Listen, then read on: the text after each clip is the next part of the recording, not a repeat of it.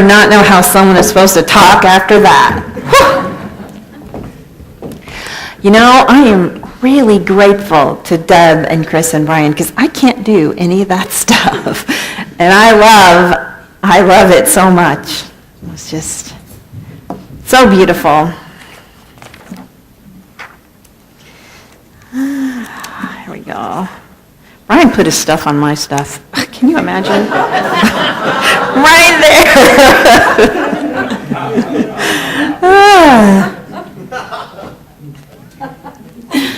So it's been a while since I talked about the 5 basic ideas that we teach in Unity.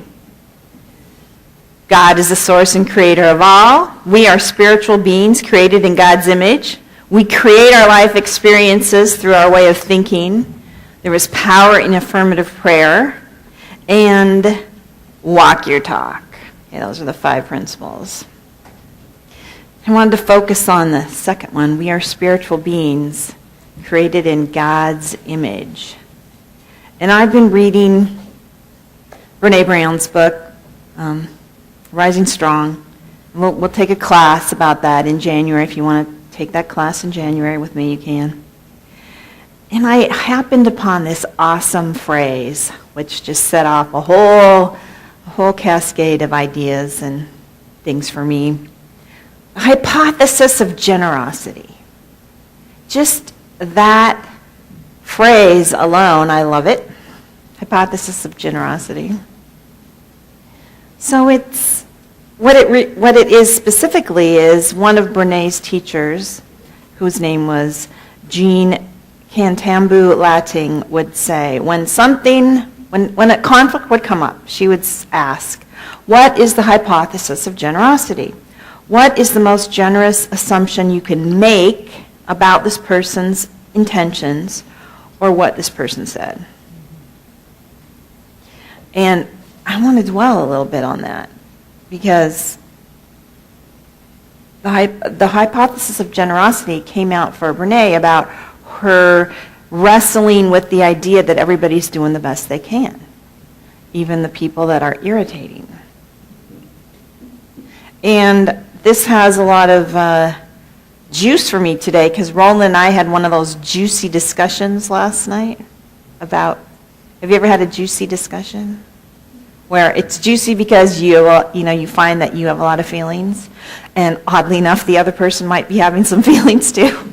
And it's almost like ping pong balls, I'm having a feeling about his feeling, and he's having a feeling about my feeling, and I don't know, tones of voices get a little squeaky or whatever. It wasn't really an argument, but and I have to give Roland a lot of credit for being willing to keep going with me, because I figure out a lot of things by talking and watching myself. So I'm watching myself get triggered, and usually it's not so pleasant for the other person if I'm triggered by them.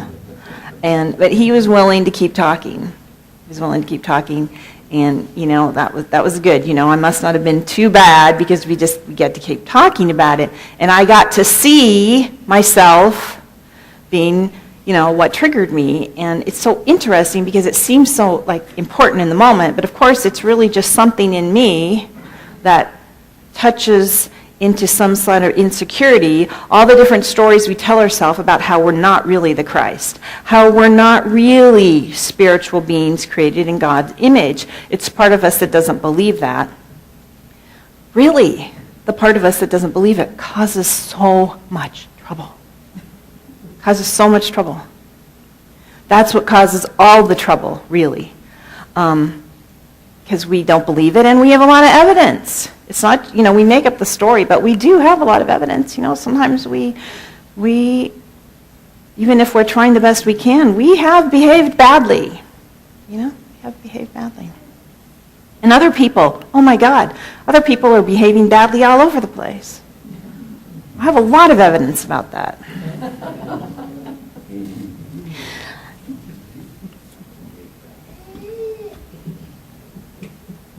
One of the things about the hypothesis of generosity, which is so intriguing to me, is that you can use it all the time.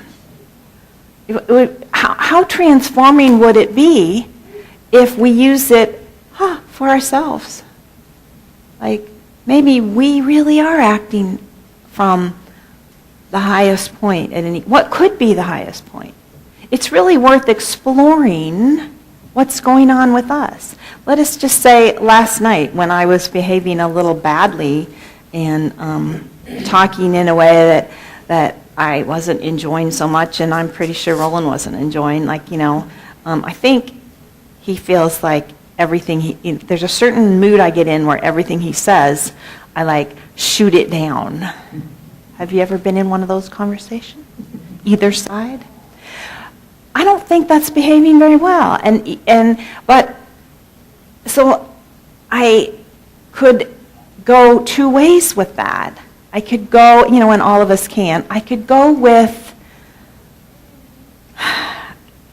I am a terrible human being and feel guilty, which really is just going to set me up to project that out onto someone else. Because when we feel guilty, we hate that. So if we don't interrupt it, we're going to behave badly again. Okay? We're going to treat somebody else with less kindness. The more unkind we are to ourselves, even in our thoughts, the more unkind we're going to be out there. So it really is worth it to apply the hypothesis of generosity to ourselves, even in silly occasions, silly moments like that. It's really worth it. Archbishop Desmond Tutu and his daughter, Reverend, I think we'll call it Pho Tutu, I think that's how you say her name, it's MPHO, wrote a book, the Book of Forgiving. To forgive is not just to be altruistic, it is the best form of self-interest. It is also a process that does not exclude hatred and anger. These emotions are all part of being human. You should never hate yourself for hating others who do terrible things. The depth of your love is shown by the extent of your anger. However, when I talk of forgiveness, I mean the belief that you can come out of the other side a better person than the one being consumed by anger and hatred. Remaining in that state locks you in a state of victimhood, making you almost dependent on the perpetrator. If you can find it in yourself to forgive, then you are no longer chained to the perpetrator. You can move on, and you can even help the perpetrator to become a better person too. I listen to when Desmond Tutu writes about forgiveness. He's done some amazing forgiveness, in extreme cases. Forgiveness is not forgetting or walking away from accountability or condoning a hurtful act. It is the process of healing, of taking back and healing our lives so we can truly live. Truly live. Truly live. So I'm reminded of the process of forgiveness. I'm reminded of the process. It's like whatever the process is. The practice is where you get down and dirty with what's up for you, and you face it and you feel it. A couple of weeks back, I talked about the healing process with David Hawkins, and one of the steps is to just be present with the physical of what you want to heal. Just be present with it. And or just be present with with what's going on with you and your feelings and your thoughts. Like, be present with it, whatever's going on with you. That's the way to healing, to be present. That was what Brian was talking about at that movie, Inside Out. If you see that movie, you can make a statement that part of that movie is about just being present with everything, that we end up harming ourselves when we shut off parts of ourselves. When we bury stuff because it's so painful, we end up harming ourselves and, perpetuating our harmful, if we're not present, we affect other people, just by not being our total self. We are, the world is a little less, let me say that right, lit up, okay? Whenever there's a part of ourself that's buried, the world is a little less lit up with God's light. Because every part of us, even, when we actually figure it out, it's valuable. It creates the whole flame of who we are as the Christ, as God's unconditional, loving spirit. So anyway, I was reminded of something we do in nonviolent communication. We have a process called enemy image. And I love this process. Usually you do it with a partner. You could do it by yourself, but it's always more fun with a partner. You do a process of enemy image, and since Brian's sitting in the front, he's going to be my pretend partner. And just to explain the process. And what it is let us just say that I was really honked off by Brian putting his stuff on my stuff. And I make out of him an enemy image. I make out of him an enemy image. And Brian, who is this, sainted person, is able to listen to me talk to him. He's able to listen with an open heart. In nonviolent communication, we call that, practicing nonviolence or listening with the language of giraffe. The language of giraffe, which is a language of open-heartedness, and versus the language of a jackal. You get an image of that. The jackal, is the other words would be the language of spirit, the language of the ego, So Brian is able to listen to me, and the process of the enemy image will be, and usually you don't do it with the person, like I wouldn't normally use Brian. So now I'm going to use Christy, because it's sort of complicated to use Brian when I think about it. So I'm going to use Christy. And so Christy is going to listen with an open heart. She's going to pretend to be Brian, because, it's hard for Brian to pretend to be Brian, because he is Brian. So it's very higher metaphysics here. Christy's going to pretend to be Brian, but she's going to listen with an open heart. And first, I'm going to allow the jackal in me to speak. This is the whole process. I don't care what I say. I let my jackal speak. You put your stuff on my stuff. Don't you know how complicated it is up there? There's like 25 pieces of paper, and I hate it if I can't find my place, and then I'm looking up into space, or I feel stupid. That's the jackal speaking. And then the next thing I do is and she just listens, and she speaks with a loving heart and say, oh, I guess you must have been feeling upset because you needed some order in your life right then, something like that. Okay, that's good. That's the process. But then, and you do that, and then I use Christy's willing to do this process with me, and then she pretends to be Brian a little more realistically. Like, she pretends to be Brian, and she starts sticking up for her side of the story and said, well, I'm important too, and I need to have a place to put my stuff, and there was a whole bunch of other stuff. I thought that was your stuff, so I just put it there. It wasn't on purpose or whatever. Okay? And so I listen a little bit, and I'm able to let in a little bit more. And then here's the part that I really like. Then I pretend to be Brian. And I pretend to be Brian, and I'm talking to Christy, and I'm walking in his moccasins, and I'm searching in my heart for what's really going on. So why? I'm searching for the hypothesis of generosity. So what's going on? What I wanted to do was go through this process for something that has been a little bit up, at least on Facebook, and it's the red Starbucks cups. If you're not aware, some people have had some, I don't even know how many people, but that mostly it caught the media attention because some people thought that Starbucks had declared a war on Christmas because their holiday cups were just red and they didn't have anything about Christmas on the cups. So I'm going to use this example, and I'm going to try to show how to work the hypothesis of generosity. And it's a little bit of a silly example, but somebody might have gotten upset about it. I just thought it was funny, but I don't want to upset anyone who actually had some upset feelings, but I liked it because it seemed so silly. So I'm taking the role of someone who was angry and decided to mount a campaign against Starbucks because their holiday cup had nothing to do with Christmas, let alone Christian Christmas. So I am honked off, and I am complaining, and I'm putting stuff on Facebook and YouTube. Okay, we will get to that. I can make up a good story without having read anything other than the accusation that Starbucks was waging a war on Christmas. I make up a story that, and this is before I investigated, that this was a pastor with a narrow set of beliefs about God and an angry conviction that there was a real devil cackling in glee at the sight of those red cups. You know, that's the story I'm making up. Okay? And then I decided to do a little research, and I found that there were some evangelical groups who accused the company of waging a war on Christmas. And do you realize that Starbucks wanted to take Christ and Christmas off of their brand? That's why they're just plain red, former pastor Josh Fairstein said.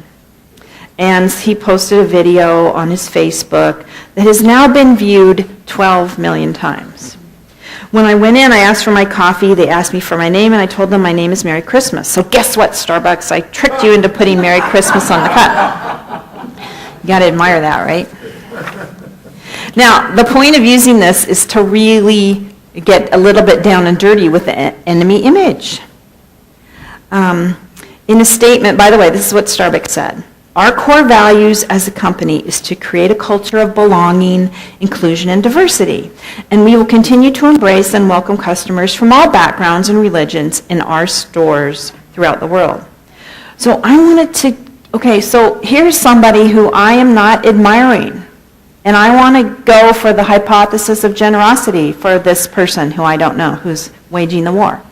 Because I want to practice the hypothesis of generosity. I want to show it, I want to do it out there, and I want it all to be available to us. So the enemy image and the nonviolent communication way of doing this is just to guess at what the person is feeling and needing. So these are the feelings that I'm guessing that might cause someone to act this way. You might feel contempt, you might feel angry, afraid, vulnerable, wistful, longing, pain. You might feel contempt, because contempt for people who don't think that Christmas is important.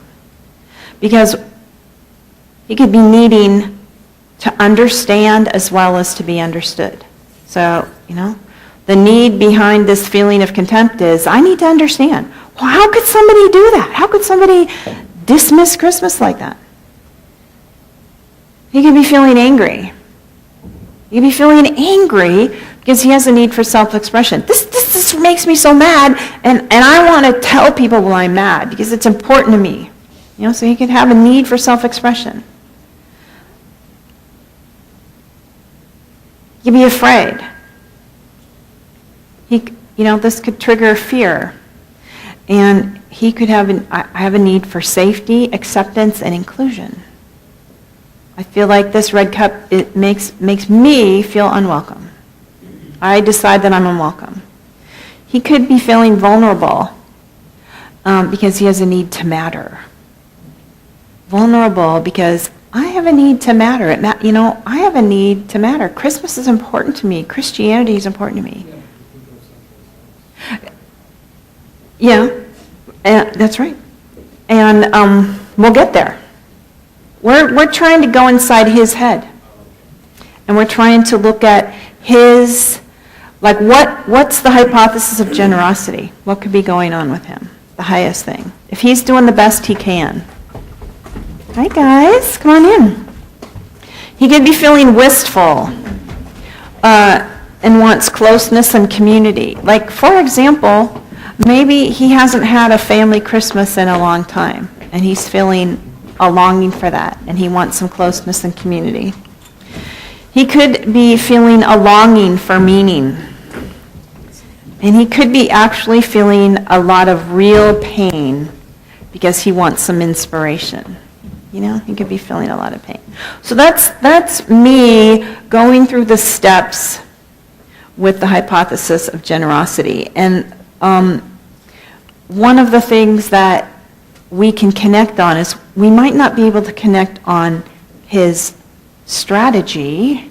His strategy is to, or even share his trigger, Probably none of us are triggered by the red cup. It's just not our trigger. We're not triggered by that.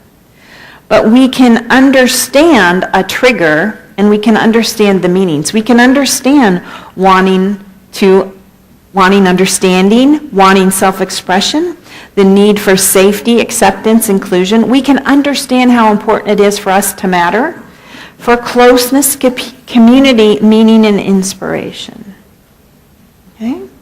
So it's very important that, and obviously, I took something that doesn't, it's not a huge thing that matters, but it's a great exercise, and it's really worth it for all of us to try to take something that, we're not actually, our stomach is not actually boiling and there's not hot lava steaming out, because we can get in the habit of or teach ourselves how to have the hypothesis of generosity. And the thing I wanted to really hammer home is this. It's critical to use this hypothesis of generosity on ourselves, okay? To keep reminding ourselves that we're doing the best that we can at any given moment. Not just everybody, all the other schmucks along on the bus with us, but we ourselves are really doing the best we can at any given moment. And understanding of our needs and our feelings is key there, and it helps us to move on. It helps us to keep all of our flame lit.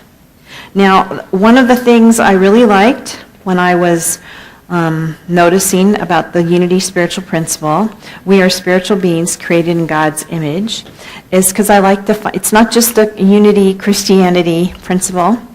It's also a principle in Hinduism. They say all human beings are divine. That's the way they say that. It's a principle in Buddhism. The story goes, the Buddha had a vision in which he saw the human race as a bed of lotus flowers. Some of the lotuses were still mired in the mud, and others were emerging, and others were blooming. And the blooming is a symbol of enlightenment. So that, but it doesn't matter what we're showing, right? Like, the point of that is the same as humanity is divine, or all human beings are divine. We are spiritual beings created in God's image. Now, I do have a Christian poem to read. I just want to warn you. And the reason I say warn you is because it's not that I have anything against Christianity, but that I do know that some people have been wounded by early experiences with Christianity. So when I say something that talks about Jesus as God, I want to say, if you feel neutral, that's good. If you don't feel neutral, substitute another word. This is by Cardinal Newman. Shine through us. Dear Jesus, help us to spread your fragrance everywhere we go. Flood our souls with your spirit and life. Penetrate and possess our whole being so utterly that our lives may only be a radiance of yours. Shine through us and be so in us that every soul we come in contact with may feel your presence in our soul. Let them look up and see no longer us, but only Jesus. Stay with us, and then we shall begin to shine as you shine. So as to shine is to be a light to others. The light, O Jesus, will be all from you. None of it will be ours. It will be you shining on others through us. Let us praise you in a way you love best, by shining on those around us.